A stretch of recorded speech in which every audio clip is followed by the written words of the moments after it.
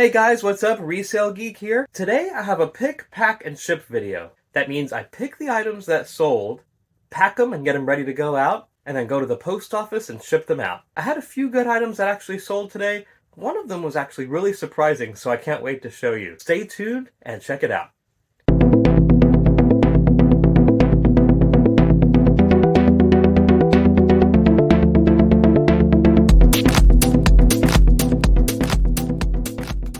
Hello y'all, thank you for joining me. I'm back here in my wonderful disaster of an inventory room that I'm slowly getting put together. I'm slowly finally getting it organized again, which is going to be great because then it'll be much easier for me to find things.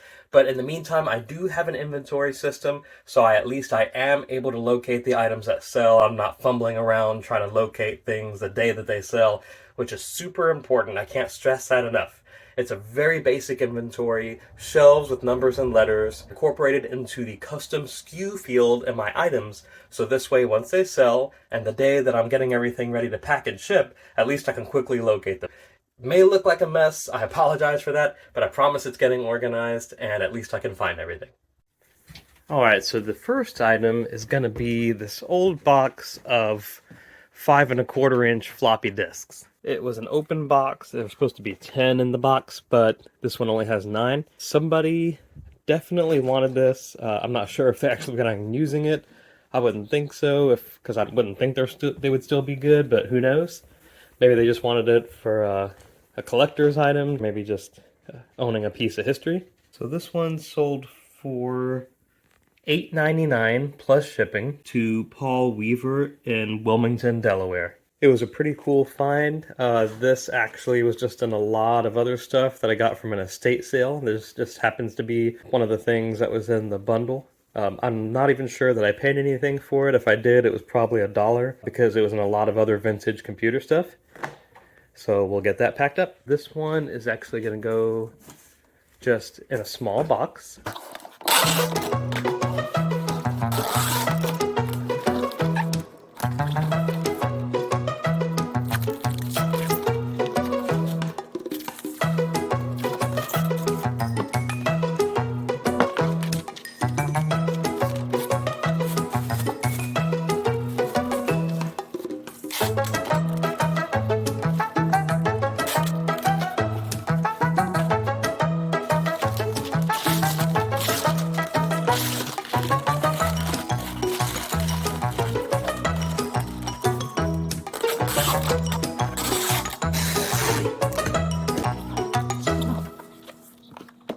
Then we'll take it over to our scale and get a weight. Looks like 1 pound exactly. 12 by 8 by 4. Alright, so we'll come over here. 12 by 8 by 4. And we said it was 1 pound. So this one is ready to go. And we move on to the next one. Alright, so this next one is kind of interesting. It came from a lot. We bought the remainder of parts from a local dealership here in the area, and we paid like $50 for their entire remaining overstock that they were planning on listing on eBay. This is the actuator and the lock for the fuel door. It's for an 09 to 11 Borrego and then an 11 to 2015 Sorento Kia. This is like a genuine part. We paid maybe $1 for this when everything is all said and done, and it sold for $39.96 plus shipping. This is the part. Not a bad deal considering how much we paid, almost virtually nothing. Let's get it packed up. So this one should be pretty easy. Basically all I'm going to do is put this in a protective plastic. It's already in the original box. We'll put this in the protective plastic. Actually, I'm going to put a little bit of stretch film since the box isn't sealed. See, I go way probably above and beyond, but that's one of the things that people love about buying my items. They know they're going to get them the way that they were purchased. And I take great care in packing items. It cost me maybe a tiny bit extra, but it's so worth it to not have any complaints and have consistently positive feedback. My poly bag makes it look a lot more professional. Then we have the packing slip with our wonderful care instructions on the back. We'll tape that shut just so it actually stays closed. And that's the item with the packing slip. Here's our small box, and if you have boxes that are a little damaged, I always use repurposed boxes just because, number one, it's better for the environment. Number two, it's a waste of money in my opinion, spending money on boxes just to pack up stuff. I think people appreciate it more with the boxes that were reused because they know that we're trying to reduce waste. Okay, so this is packed, or taped rather. One more piece of tape. It's not a heavy item, so I'm not too worried about anything happening with the box. I'm going to use these air pillows because it's a pretty small and light item. So we'll just put that in here like this. As you can see there, our item. Just like that. And then another layer of air pillows, just like that. So as y'all can probably tell, I've been doing this for a while. I know what packing material to use for which item. As always, I tape the edges to make sure they don't lift. So we have our taped up box. We go to the scale here, 1 pound 3 ounces. So for the purposes of shipping, we're going to put 2 pounds, 8 by 7 by 7. All right, so I got the last 4 of the item number written on the box. Put this with our other stuff and move on to the next one. All right, so the third out of 5 items today is going to be one that actually has been sitting here for a while. I decided, you know what, to heck with it, I'm just going to do an auction. It sells for whatever it sells for. I'm just about selling stuff, not about holding on to it forever. It's these Converse, it's the All-Star Chucks. Like I said, they didn't sell for a whole lot. I actually think I wound up losing a little bit of money. I guess they're like red, maroon. Wish they would have done a little bit better.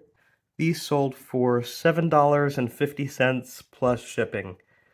And I got these at a local Goodwill. I think I paid $15 for them. It may have been on a half off day, and if so, then at least I broke even. If not, then unfortunately I lost a little bit of money. But hey, at least it'll be positive feedback, a lesson learned, to stay away from certain kinds of shoes. And you win some, you lose some. So it's all good. Let me go ahead and get these packed up. What I always like to do with shoes when I sell them, because it gives it a more professional appearance and helps them keep their shape so they don't get squished in the box, is I'll take some of this craft paper and kind of ball it up and just put one inside each shoe. So that way they kind of maintain their shape and they don't get squished when they're pressed up against each other. And once I fill the box with the packing materials, each one will just get a balled up piece of craft paper. And with shoes, I always put them in this clear poly bag because you never know what kind of inclement weather these packages are going through. And especially if it's a material that you don't want getting ruined, you definitely want to make sure they're protected. You never know if that box can get damaged, and then water can get through, and you don't want them ruining those shoes, especially if they're a higher value shoe. Little piece of tape just to make sure that it stays closed. And I just happen to have this box that was perfect to put a pair of shoes. So I always get different kinds of boxes, small, medium, and large, because you never know what kind of items, especially if you're like me and you sell all different types of items. That way there you can make sure you have a box for every type of item, or at least as close as possible on hand whenever you're shipping. I'll just fill the lighter item, stick that in the box with the shoes, we'll fold that. And since it's a lighter item and it's not really breakable, I'm just going to put some of these air pillows. That'll keep the shoes from sliding around. We'll close that up.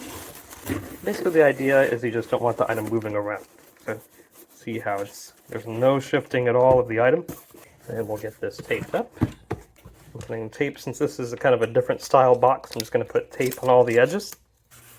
So now all the edges have some kind of tape on them, just to make sure it's secure. I'd rather be a little overly cautious than not careful enough. This looks like it's perforated, so maybe just to reinforce it, one piece of tape on the long edge. Okay, ready to be weighed and out to go. And this will go in the pile of stuff ready to go out. On to the next one.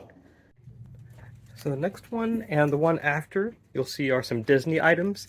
I mentioned in a previous video that I knew someone that had a collection of things. They used to work at the Disneyland Hotel Resort in Anaheim, California, and just accumulated a bunch of different keepsakes, a bunch of different items. And so these next 2 items are actually from that lot. The first one is going to be this Jiminy Cricket pin. It's like a button pin, and it still had the original back. which I thought was pretty cool. Still had the paper backing on it. Since the item after it is also from this same lot and in the same space, bin and queue, I'm just going to go ahead and pull that one as well. It's a bunch of these. Okay, so the first Disney item was this button. It's from Earth Day 2002, Environmentality Around the World. It has a little picture of Jiminy Cricket on it. This one I did not pay anything for, so it's pretty cool. Came from the guy that was just trying to get rid of all his Disney stuff. I guess he didn't want it for whatever reason. And so this one sold for $5.59 plus shipping. Went to Ryan Mattel in Marco Island, Florida. So let's get this packed up, and we appreciate your support. This one is going to be super easy to ship, because all I'm going to do is throw it in one of these padded bubble mailers. Since it has the cardboard backing, and also since it's a collectible item, I'm also going to put this in one of my clear poly bags. For the sake of professionalism, as well as making sure everything is protected, I will take this packing slip and just fold it in quarters like I always do. This will go with this pin. I'll put everything inside this poly bag. And I get the largest size I can on Amazon because all I have to do is cut these down or fold them down to whatever size I need if it's a smaller item. I'm not even going to tape it because it's folded over so many times. So that'll just be kind of a waste. So I'm going to put this in my padded mailer, seal it, and let's see how much it weighs. Okay, so this one's only 2 ounces. That's super light. I think I might have overestimated just a little bit with the shipping, which is perfectly fine. So we will process this and move on to the next one. Cool deal. So we have 4 down and 1 to go. So it wasn't intentional. It just happened to fall that way in the order of things. But I saved the best one for last, actually. This was so awesome. So apparently these key cards are highly collectible. I didn't really realize that when I listed them. And apparently neither did the guy that gave these to me to sell. But I had these listed, and within a day of listing, the guy that was a huge collector of these for him and his family offered $8 a piece, and I had 5 different types listed. So he offered $8 a piece times 3 times the 5 that I had listed because he wanted 3 of each. So the total that he sold for is $126, including shipping. These are going to be very easy to ship because all I have to do is wrap all of these up together, just make sure they're protected. I'll put them in a small box as opposed to a bubble mailer, and we'll get these processed. So let me go ahead and get these packed, and I'll show you how I go about doing it. So I probably could have just put these in a bubble mailer, but given the amount that he paid total for these cards, and the fact that I know he's a huge collector, I want to do everything I can to make sure that they get there the same exact way they were ordered. No possible chance that they can get damaged during shipping. So the first thing I'm going to do is just wrap these in a shrink wrap so that they don't move. And this is going to be the first layer of protection. Okay, then we're going to go ahead and get our box ready.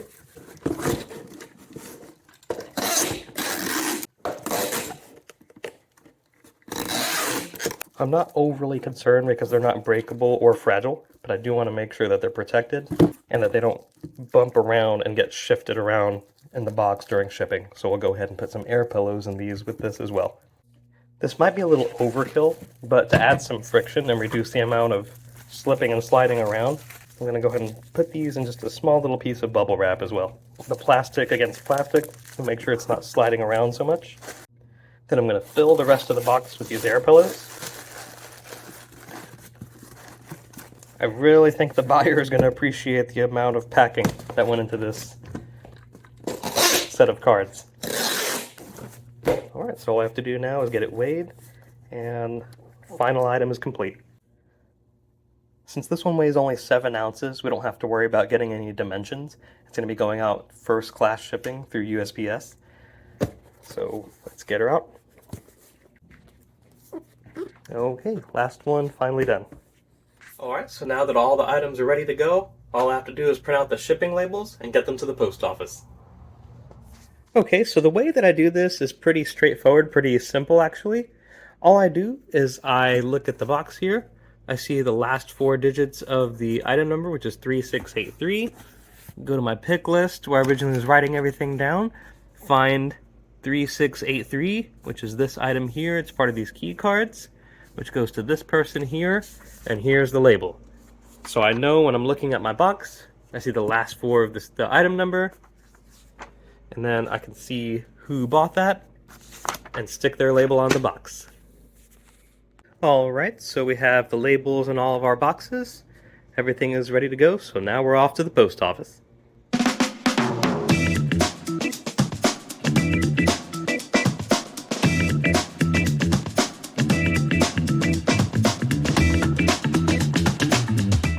Alright, so I just got my items shipped off at the post office, got everything dropped off. They were a little busy, but that's alright. They were still super friendly and super helpful as always. But now that that's out of the way, so I had a total gross sales amount of $179.04. Then we're going to subtract the cost of goods, which was $15 total. Most of that stuff was given to me, so that really helped.